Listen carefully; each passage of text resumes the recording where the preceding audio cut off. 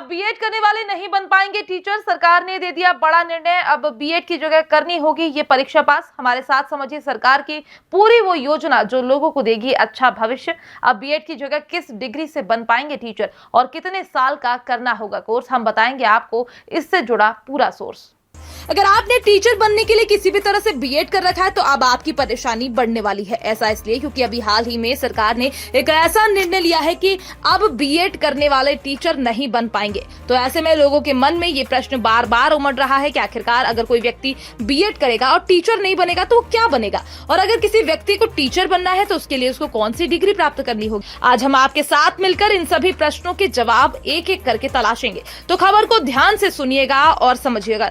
दरअसल अभी कुछ दिनों पहले सुप्रीम कोर्ट ने बीएड करने वाले विद्यार्थियों के लिए बड़ा फैसला दिया था, लेकिन अब इसी को लेकर एक और नया अपडेट निकलकर सामने आया है, जिसमें बताया गया है कि अब प्राइमरी स्कूलों में टीचर बनने के लिए बीएड कोर्स मान्य नहीं होगा।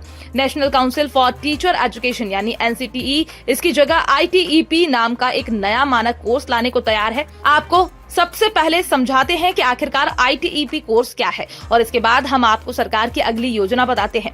इस कोर्स को लेकर मिली जानकारी के अनुसार साल 2030 के बाद आईटीईपी यानी इंटीग्रेटेड टीचर्स एजुकेशन प्रोग्राम के जरिए ही शिक्षक भर्तियों को पूरा किया जाएगा। ये एक मानक कोर्स के तौर पर होगा। हालांकि बीएड कोर्स एकेडमिक तौर पर जारी रहेगा और इसके बाद ग्रेजुएशन और पीएचडी कर सकेंगे, लेकिन शिक्षकों की भर्ती के लिए साल 2030 से 4 वर्षीय बीएड या 4 वर्षीय एकीकृत अध्यापक शिक्षा कार्यक्रम डिग्री को अनिवार्य करने की तैयारी है। सरकार की इसी योजना के तहत उच्च शिक्षा से लेकर प्राथमिक शिक्षा तक नेशनल एजुकेशन पॉलिसी को लागू किया जा रहा है। इससे अध्यापन के क्षेत्र में भी नए बदलाव किए जा रहे हैं। फिलहाल बीएड को लेकर जब से ये खबर आई है तब से ही बीएड करने वाले तमाम लोगों की धड़कनें तेज हो गई हैं और वो टीचर बनने को लेकर किए गए इस फैसले से बेहद नाराज दिखाई दे रहे हैं। तो कुछ ऐसे भी लोग हैं जो इस फैसले से सहमत दिखाई दे रहे हैं। इस बात को अगर कम शब्दों में समझा जाए तो इस फैसले के बाद लोगों में 2 राय है, जिसमें से एक राय सहमत की है तो दूसरी राय असहमत की है।